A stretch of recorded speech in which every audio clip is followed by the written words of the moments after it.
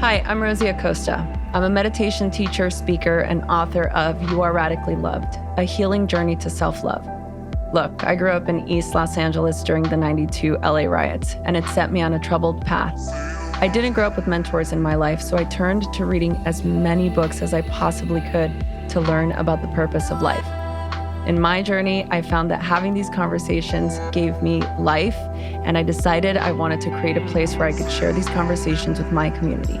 So come have a sit with me as we learn about, well, everything.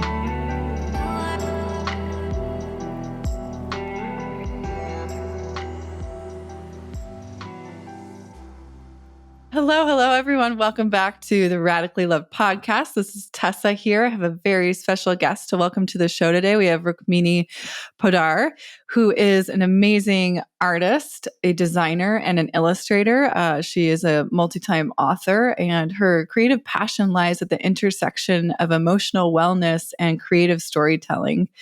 So the latest book is called Draw Your Feelings. It's coming out October 10th. And it's a really beautiful kind of like guided journal about how to draw your feelings, which I am just loving, Rukmini. So really appreciate you being here with us today. I'm so grateful that you do this work. I think it's so important.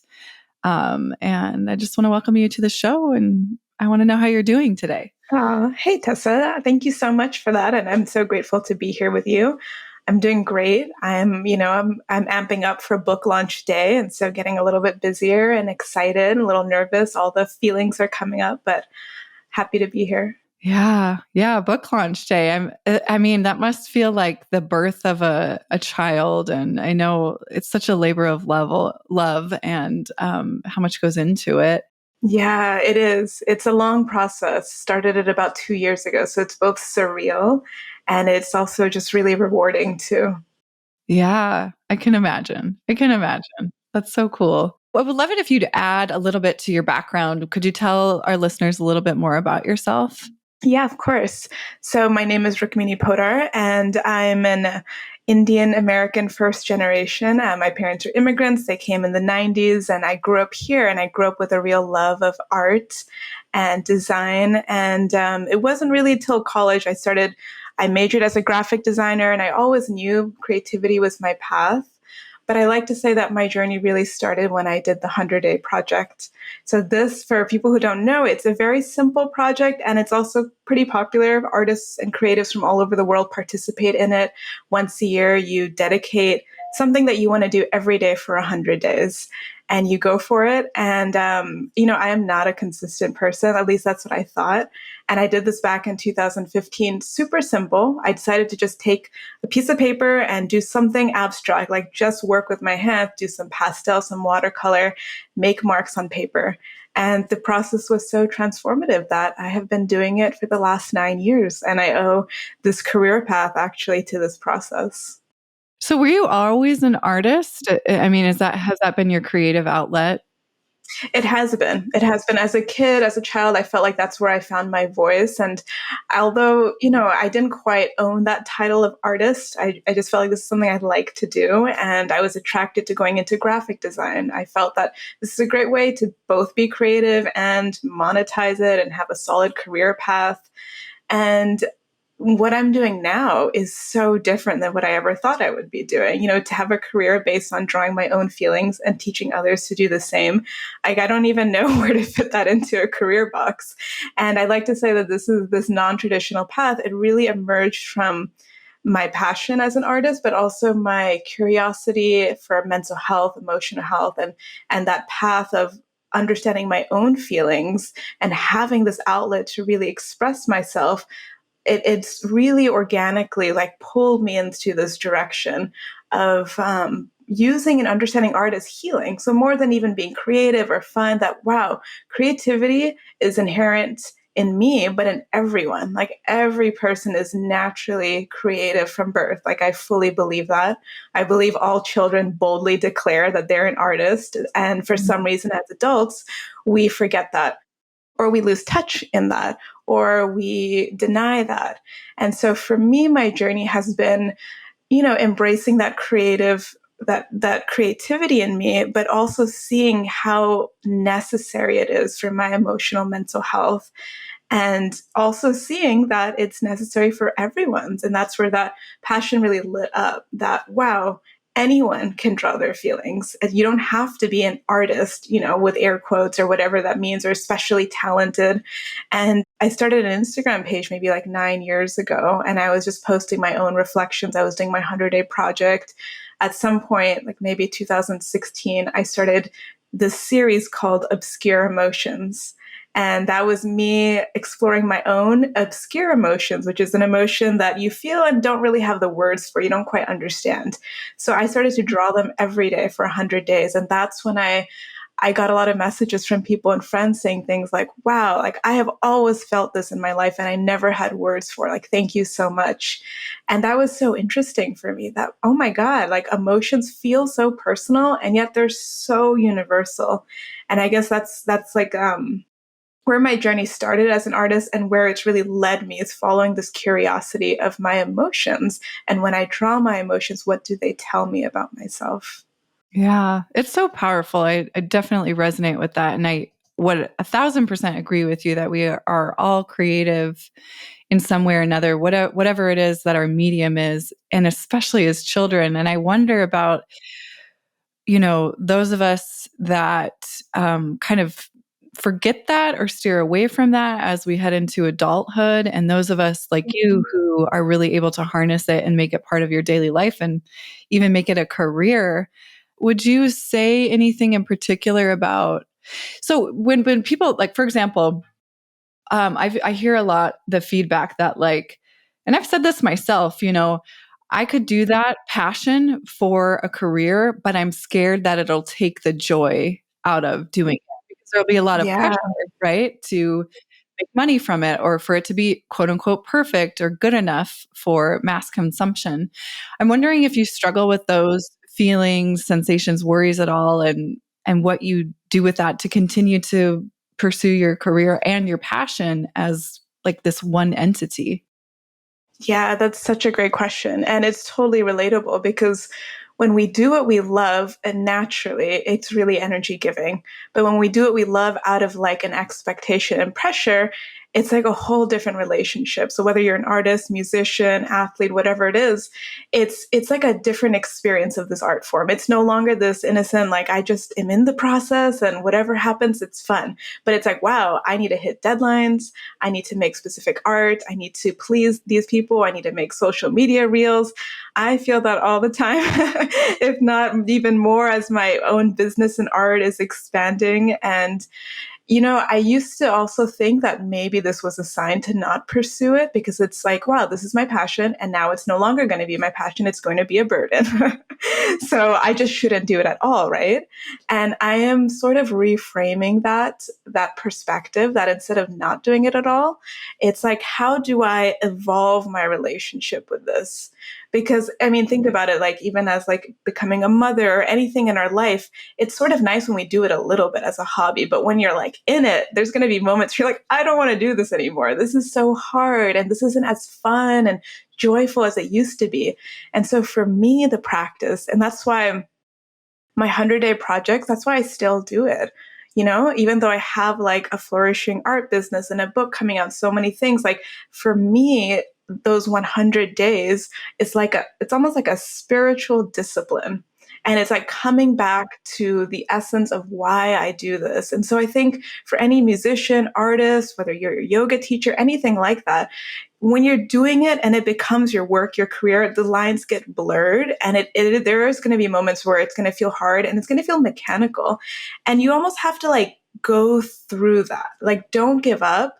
Like, believe that this is part of the process, the business aspect, the money aspect, and then also have a practice where you can engage in this in like this, and almost like as a ritual. So for me, my outlet is the 100-day project, that once a year I engage, I find something I want to do, and I'm not looking to monetize it. I'm not looking to make it. It might become that eventually, but that's not my starting intention. And so I guess that's what is coming up for me, like find that pocket of time and place that you can go on retreat somewhere and just write music, or you can draw and have fun, and like try to keep it separate, if that makes sense. Like use your art as passion and still use it as like the sacred space for you to express yourself as much as you can. Yeah. Oh, I love that. You know, and when I was preparing for this and getting to go through the book, and I have the digital format, so I've got a sneak peek at it. And the thing that, as it relates to this topic, really jumps off the page at me, literally, are the ways to welcome the new. And I think about embarking on a creative endeavor as being both exciting and scary, and committing to it, you know, for a period of time. Like, let's say it's that 100 days. I think sometimes we get stuck in, where do I start? And the fear of change and the fear of facing our feelings and what's going to come up. So I found this, I'm looking at page 11, ways to welcome the new. And it's such a beautiful representation. Yes, so this is one of my favorite little pieces in the book, actually, in the intro. And there's a reason why I put this here. It's because when we do anything, there is a fear of starting, and especially drawing your feelings and drawing anything. And this book is really designed for people who, I mean, it's for everyone, but especially if you're afraid of making art, like this book is for you. Because again, it's connecting you back to that inherent creativity, and it's connecting you to the blocks and fears of what stops you from making art to begin with. So there's a reason that as we get older, as we become adults, we fear our own creativity. And it's because creativity is in the heart. And what else is in the heart? Our emotions. And we are afraid of facing all of our emotions. That's why we numb. That's why we scroll endlessly, and whatever other coping mechanisms we have for numbing, because we're afraid of that vulnerability of sitting in the heart. And the flip side is that when you do sit in the heart and you're able to have the courage to be with those emotions, what comes out? Creativity. And so that's why I want to encourage people that it's okay to feel a little hesitant to get started in this journey. You're welcoming a new way of seeing the world, a new way of being. And I'll just quickly share like the 4 parts of welcoming the new. One is to clear out old expectations. So remove all those negative feelings and thoughts and stories of not being able to do this.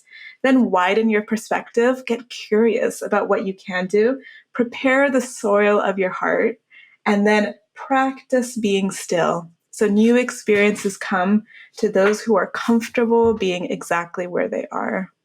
Yeah, that's so helpful. I was having this conversation with a dear friend of mine yesterday about just that. It's like the idea of knowing something needs to be let go of and needing to make a change, like something that no longer serves. I've evolved into a new person, and maybe it's a relationship that I'm in that's more attached to an old person. And it's that, like, just that first step and getting started is, I feel like it's the scariest thing. So I love how you, this is going a little bit further into the introduction. You actually have a page on let's get started. And so I found it so helpful, like gather your materials and make pockets of time and carve out your space. Just having that step-by-step guide is, sometimes I just need somebody to tell me what to do.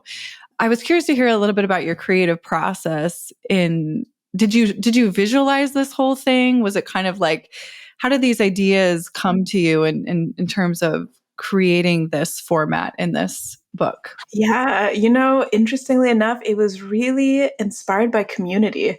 And it was like many years in the process of really coming to this place where I could put so much into this book. I mean, there's almost 200 pages and there's over 70 exercises. And it's, when I look at it, I'm like, oh, this is going to take a while for someone to go through. It is chock-a-block full of stuff. And it did not just like come to me at once. It wasn't like channeled into me. It wasn't easy. But, it was such an interesting process, because what happened in 2020 when the pandemic hit is that I started to offer online classes on Zoom. And I've never really done this before. I've never taught in this way. And I just felt called to do it. And I had a few people, on Instagram start to message me. It was the pandemic. People were needing some support, mental, emotional support. And so I would just take my artwork. I would meet with a group of people on Zoom and we would just do exercises together. It was so simple. I would like almost make them up on the spot. We would do meditations. We would draw like our intention. We would draw our breath, the quality of our breath. We would do these body maps. And it was so amazing. And especially for me as an artist that really engages a lot on social media, I have like 100,000 followers on Instagram, and it's great, but it can be really one sided. And I realized through this that I just light up when I'm with people. And I don't need thousands of people to like my art, just like four people with me on Zoom. And we're having like a genuine connection. For me, that was so meaningful. And so I started to do this like consistently, like 3, 4 times a week. And in that, I just started getting more ideas and it felt like there was so much potential. So I developed a whole 6 week course and I invited these people back and I said, do you want to take this course with me? And I filled up almost like 40 spots. And the course itself was beautiful. We went through like 20 different exercises. And I like to say that course is where that's like the beginning of this book. You know, I created even like a little digital workbook, things like that. And I just kept doing it. I did it again in 2021 and it just kept going. And I felt this feeling of like, wow, when I'm with people, it's like processing our emotions is an individual experience and it's communal. Like when you're with others and you're talking and you're healing and you're drawing your feelings and you're being witnessed by people, it just goes so much deeper. And so all that is to say that that's how my process was. It started in 2020 and it was a lot of these Zoom calls and these workshops online. And I learned so much from people. I would offer an exercise and someone would do something totally different. And it was mind blowing. Or people would like cry. They would say, I have not picked up a paintbrush since I was 7 years old. And this is so healing. And so that gave me faith in the process because as an artist, I was really self-doubtful. I have a lot of self-doubt still. I wonder, like, is this work really valuable to people? And I think being in service of people and really being in community and just seeing again and again these exercises like have power, you know, it's not even coming from me. Like I could just sit back in the call and give people some templates and let them like just see the magic that comes out of them. And so I would say like that was like the seed that was planted. And then in 2021, that's where I got an offer from my publisher to write this book. And again, it was based off these workshops. So then I started compiling it and then I created so much more in the last 2 years that has really gone into this book. Wow. That's such an incredible journey. What an amazing story. Ugh, I'm grateful, I'm grateful for people like you who do the work and show up and share it with us. It's very important. And yeah, even I think that's so important what you said. It's very salient and I think it's very true and helpful to remember as those of us who are in service of providing spaces like this, that the number doesn't really matter. Like, for example, if you want to teach yoga and you feel disheartened if 2 or 3 people show up to your class, those are the 2 or 3 people that really need to be there and that are going to resonate with you as a teacher in that moment. I think we get a little caught up in things like followers and how many people show up. I mean, I can't tell you how many times I'll come back from teaching a class and the first and typically only question is how many people showed up. And that kind of like, it kind of irks, it kind of irks me a little bit when people ask me that, because to me, I'm like, why does that matter? Why does that matter so much to us? You know? I can fully relate. And social media, I have so many disillusionments about it. And yes, of course, I do also profit from it and it's useful, but it's like really changed the way that we look at what we're offering. And it's such a numbers game, unfortunately. And we forget that there's a person behind every number. And like these in-person gatherings or face-to-face gatherings, like they're so valuable. And that was my realization also. And that's also something when I'm putting this book together and I'm marketing it. Again, of course, the numbers are coming. How many books are going to be purchased? Where is it going to go? And then I come back to it. And really, when I was putting this book together, sometimes I would just like think of who would use it. And I would think of like, okay, this young 14-year-old girl who's like, you know, struggling to understand her emotions, this book could be helpful for her. Or like this mother-son duo, like they could sit down one day and they can do an exercise. Like these really personal moments of like, who am I serving? Who would this serve? Was really helpful for me rather than like the number and the impact and where it's going to go. Yeah, I think that's such a helpful way to remember why you're doing what you're doing and to stay with your intention and not get wrapped up in that numbers game. So I appreciate that reminder. When you talk about let's use the example of a 14-year-old girl using the book and learning how to, I think that the thing that I'm trying to extrapolate out of this is like the vocabulary that we get to learn by analyzing our emotions in this way. But it's almost like we have to learn how to speak the language of emotion. That's why I love art so much, because you don't need language per se. But I guess the specific question I want to ask is, how do we analyze our emotions like data? How do we extrapolate that meaning out of it when we're using a book like yours? Yeah, it's not as hard as we may think. And I think it's because as a culture and like we're conditioned to really use our brains first before our hearts. And there's a lot of like mind thinking. And so with something like draw your feelings, we want to figure it out with our mind. We want to be like, okay, like let me first understand what I'm feeling and like analyze it as I draw, and it needs to make sense and it needs to be beautiful. And then there's so many, like we get so heady that we don't even start. We're just like, I can't do this. And that's like the core root of the blocks, of the creative blocks, and just expressing ourselves. It gets blocked because we get in our heads before our bodies and our hearts. And so a lot of these exercises, they're built and they're simple. They kind of like build on each other as you progress through the book. But definitely it's really important before we analyze it to get into our hearts and to get simple. Like the first chapter has a lot of really powerful exercises, like looking at color and ascribing an emotion to each color. And like you were saying, vocabulary is so important. And that's why art and this book is really great, because it offers a visual vocabulary. So you take shapes, you take lines, you take patterns, and you allow yourself to use really simple visual vocabulary for complicated emotions. And it's totally possible. You can even close your eyes now, think of an emotion that came up recently that's both, charged and a little difficult, and just think like, wow, if that was a color, what would that be? Yeah. If it was a pattern, what would it be? And it's not, yeah, again, like, and so it's almost like trusting that gut feeling and trusting the creativity. And it's only after we put color on paper and lines, then you can bring your mind. Our mind is helpful to analyze it, but our mind isn't helpful in the beginning, because the mind can go into judging mode and paralyzing and fear. So that's why it's like, okay, calm the mind down and just have fun and just intuitively like get into this exercise. And that's when you drop into the body. And again, that's why art is also beautiful. It's somatic, right? When you move your hand around, when you use color, like you're engaging the body, and then you're engaging the heart. You're dropping into what feels right. Yeah, this emotion, I don't know why, but it's purple to me. I don't know why, but it's polka dots, and you put that in, and then you bring your mind and you say, okay, now I can see, I have a few pages where it's some simple patterns, colors. If you're just hearing the audio, you'll see a box with like dark blues and grays and blacks, and I'll say, what emotion is that? And I've showed this to a lot of people, and they often all go to similar emotions: grief, darkness, fear, anxiety. And so there's a lot of universality when it comes to expressing our emotions visually. Yeah, that's so cool.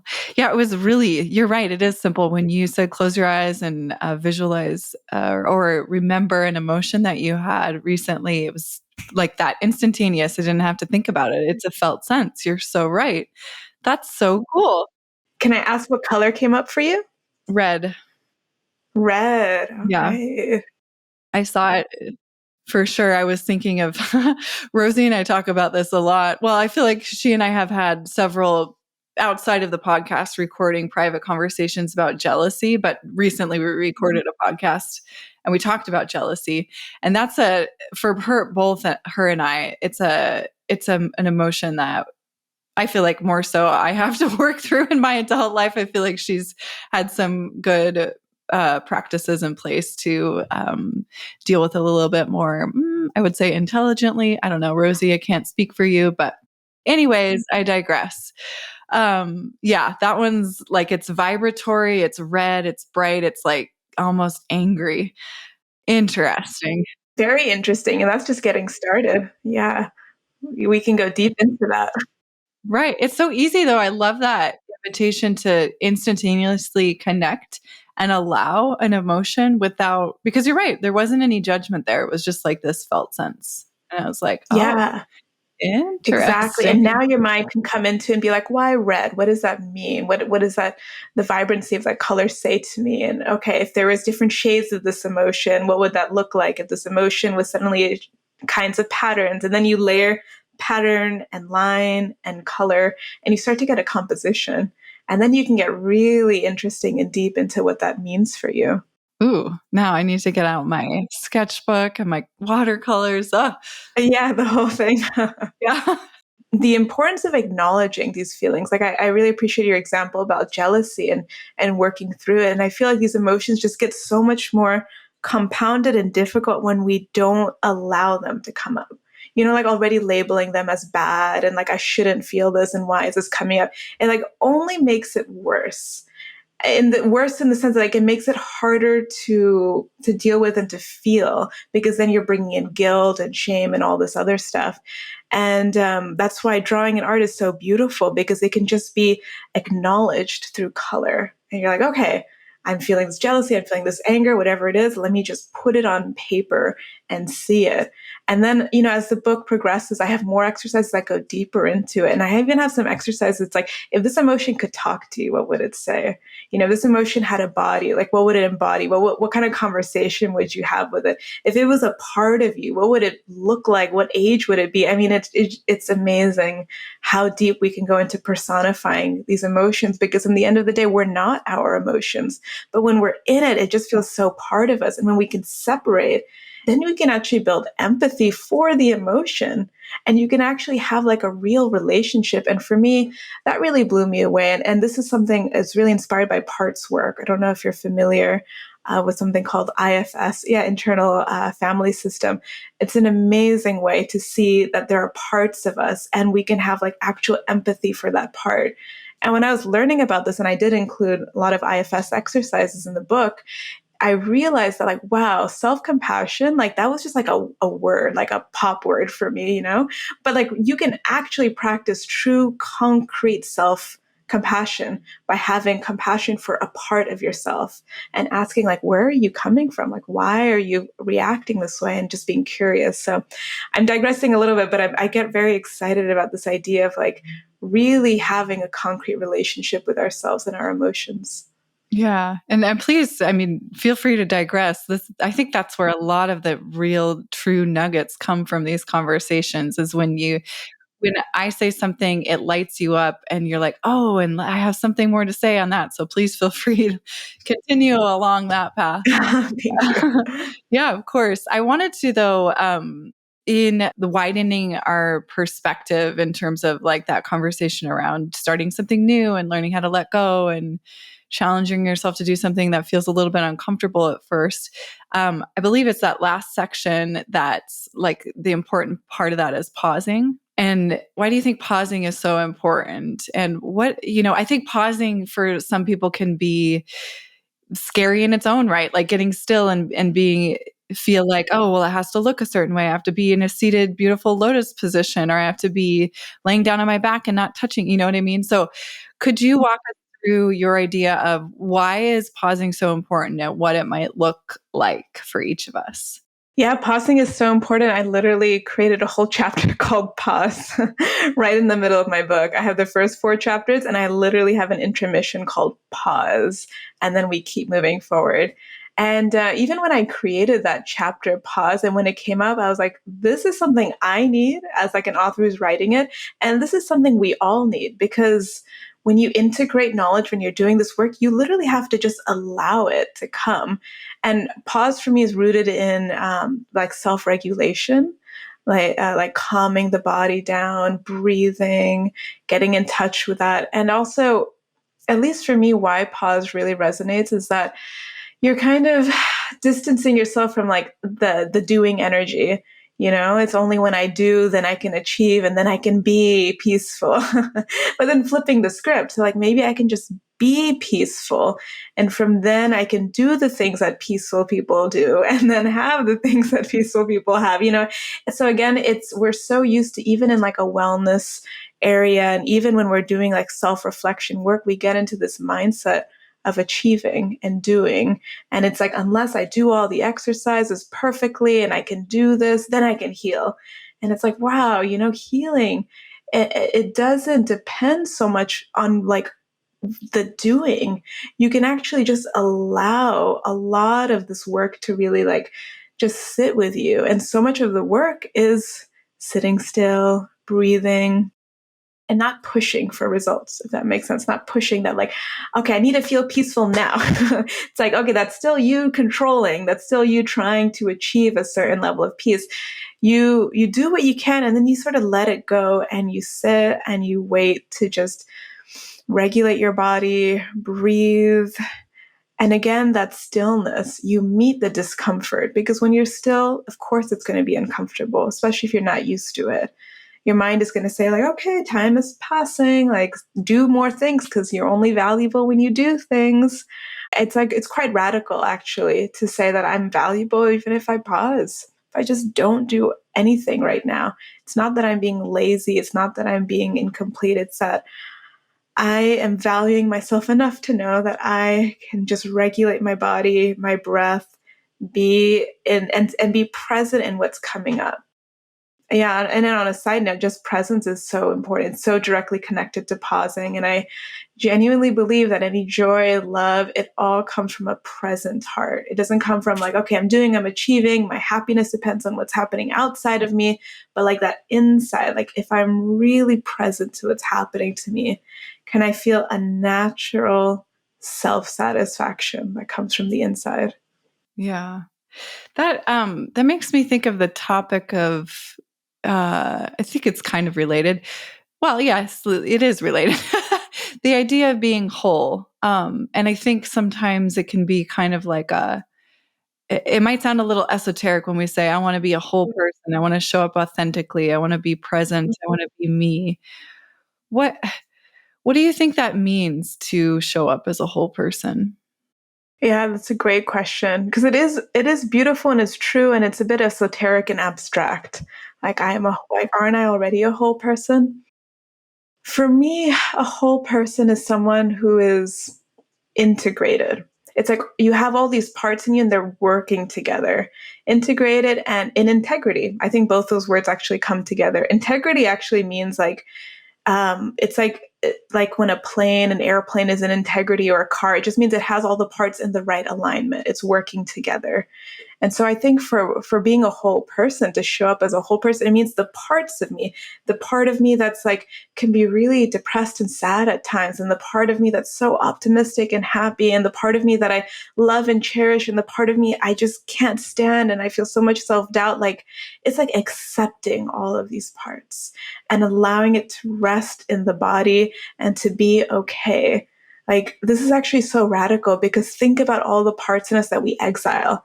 This part is never going to see the light of day. Like, I don't want anyone to know about this insecure part. I don't know anyone to know about this part that has an eating disorder. I don't want anyone to know about this part that can get so violently angry. I mean, like, it just feels so bad that we like exile it, but we don't realize that until we accept these parts and these emotions, we're not going to feel whole and complete. We're going to feel like we're running on half a tank of gas. We're going to feel like we're only showing like the front side of our face and no one really knows the mess that's behind. And being a whole person means like, I'm okay with my mess. I am integrating, I'm accepting it, and I'm showing up in all parts of me. And I don't feel like an imposter. I don't feel out of alignment of my values. I feel that who I'm showing myself as is who I am. And that's really satisfying. It's really satisfying to be seen in that way. Otherwise, I'll speak in I terms. Otherwise, I will always feel that people are only loving me because they only know one part of me, because that's the part that I am showing, but not the rest. And so no matter what validation I get, what love, what success I get, it's not going to feel satisfying. And that can be really frustrating. It can be really hard. And I relate with this. Like, I feel this even with my book coming out, and I had so many different successes coming. It's exciting. And sometimes I literally don't feel that joy. People come up like, you must be so happy. And even personally, I got married earlier this year. Like a lot of beautiful things have happened in my life this year, and it is beautiful. And I realized that it's hard for me to be present to that and like really feel joy. And that can be really frustrating. And I asked myself, like, shouldn't I be happier? That's a question that comes up. It's a vulnerable question for me to ask, for anyone to ask, because then it's like, oh, do I need more to be happy? Is this not enough? And the real answer is like, nothing will ever be enough until I feel that sense of wholeness, that satisfaction. And I guess, yeah, for me, it does feel personal in that sense that I'm relating to this feeling that until I can accept all parts of myself, no matter what love someone's giving me, it's not going to really hit me. It's not going to feel fully satisfying. Yeah.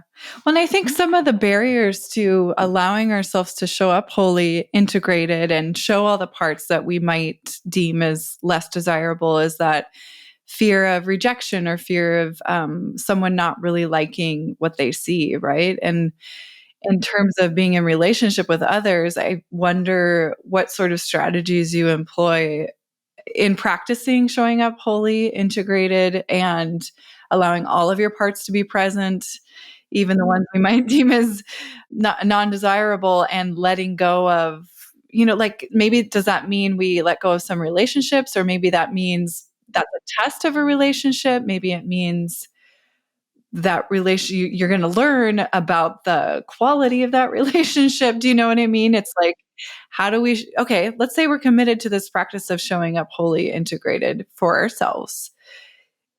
How do we apply that to our relationships in an integrated way? Totally. Now, this is like an ongoing question. I don't know if there's a clear answer, but you often hear, you'll hear that, okay, now that I'm on this spiritual practice or I'm really committed to myself, I'm sort of losing relationships and friendships, and it's painful. Like that's something that we'll hear often. And there's not really any going around that, because in the end of the day, if you're committing to yourself, you're going to want to be around people who are committed to this full, whole version of yourself. So embracing yourself fully means that you're no longer putting on a show to just please others. And it also means that you might be putting up boundaries or saying no to things that you used to say yes to because because I was probably wanting to please people. And so, but in trying to please everyone else and not being real with myself, that's when I lose a part of myself. And that's why that inner discontent.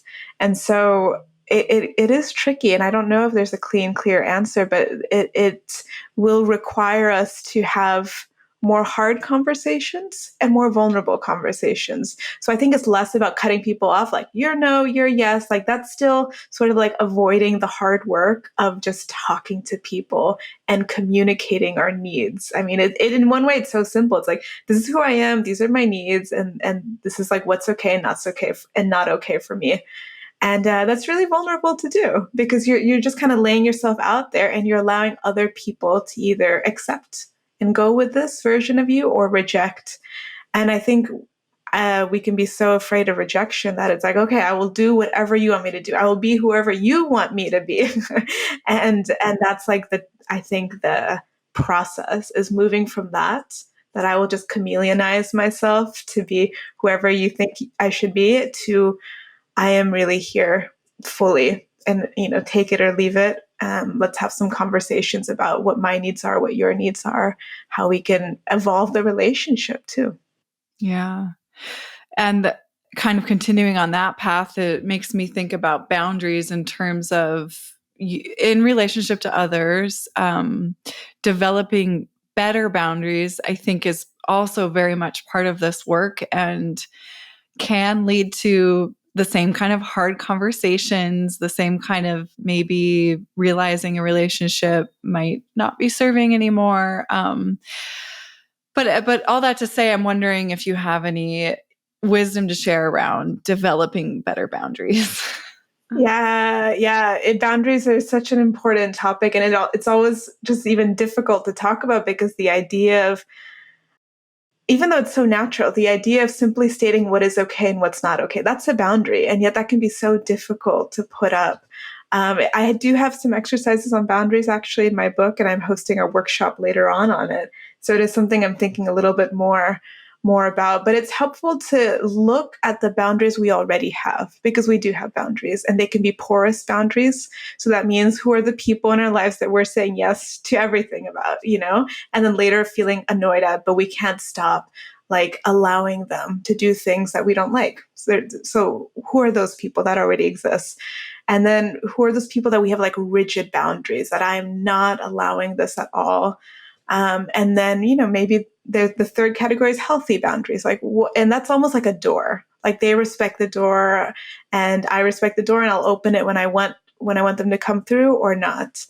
And so boundaries is really a form of self-respect. And it's like a healthy fence that we're creating. It's not a wall. That's one way to look at it. We're not creating walls between people and things.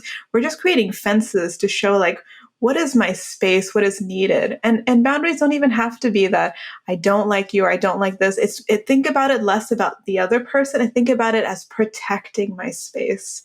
And that really helps. You're like, what is a boundary I can use to protect my space? In what season of life am I in?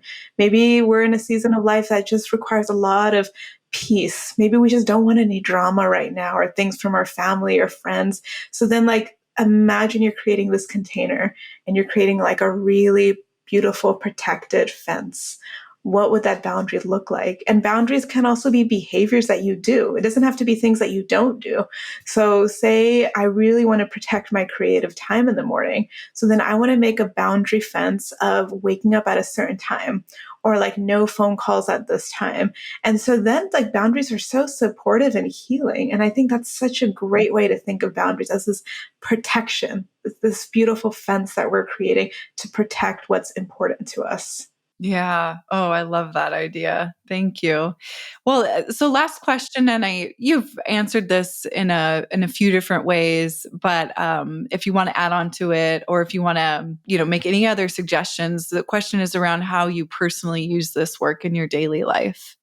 Art and creativity and journaling is a big part of my life, and it shows up differently, to be honest. There's just different seasons of life. There'll be some years and months even that it's like I'm creating regularly. And then there'll be some times where it's just hard for me to pick up my sketchbook and notebook. But regardless, for me, creativity and drawing, it is a very spiritual practice, because it feels like I'm connecting to a necessity. And when I do it, it feels really good. And again, like coming back to that earlier point of like the boundary of like professional life, creative life, it does get harder. And now that I have this book coming up, it's hard for me to almost just break out of like my author hat and just do this for the sake of my own personal wellness. Yeah. I won't lie, it does get hard. But there has been some times, even recently, where I just grabbed a sketchbook and I didn't even have my artist hat on. I just like scribbled and I just got messy, and it was awesome. It was so freeing, and it felt like a necessity, and sometimes art and creativity, it's like we think it's a luxury. It's like a nice to have. It's like something you do when you're retired or you're rich or you have plenty of time, you're a child. But when I did that, I was like, wow, it's like drinking water. It's like being a thirsty person drinking water again. And it's great.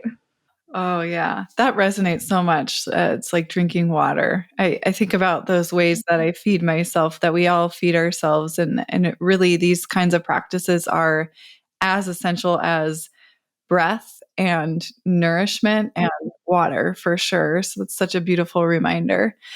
And I want to make sure that folks know how to follow along with your beautiful artwork. Instagram handle is Rockin' Rooksy. And ROCKINRUKSI. I'll make sure all this gets into the show notes too. And website Dear Rooksy, DEARRUKSI.com. Is there anything else you want to add? Any takeaways? Yeah, please follow me online. If you're listening or you find this conversation later, like send me a message, a DM. I love hearing from you. And this book will be available in bookstores. It'll be on Amazon, Barnes and Nobles. So look up Draw Your Feelings. And I would love to know what you think of the book. I would love to know how you use it. I think there's so many cool ways to use it. I can see it in book groups. I can see it between best friends writing and drawing their feelings to each other, or just your own personal creative time. Yeah, so I'm really excited to see just the life that this book takes. I guess it is sort of like giving birth to someone, because at some point now I'm letting go of this. And now I'm like, well, let's see. Once it gets in your hands, it's your book and someone else's book. And I would love to just know how it gets used into the world. Yeah. Oh, what a beautiful invitation. Thank you so much, Rukmini. It's been such a pleasure having you on the show, and we wish you all the best of success, and yeah, keep doing that good work. Thank you for being here. Oh, thank you so much, Tessa. It's been super lovely to talk and chat with you about this. Thank you so much for listening to the Radically Loved podcast. Please remember to subscribe, rate, and review wherever you get your podcasts, and follow us on Facebook at Radically Loved Rosie, on Instagram at Rosie Acosta, and Twitter at Rosie Acosta. By the way, this is original music by DJ Taz Rashid. You can follow DJ Taz on Spotify and check out the best music for yoga and meditation. This has been a Mod Pod Studio production. Check them out at www.modpodstudio.com.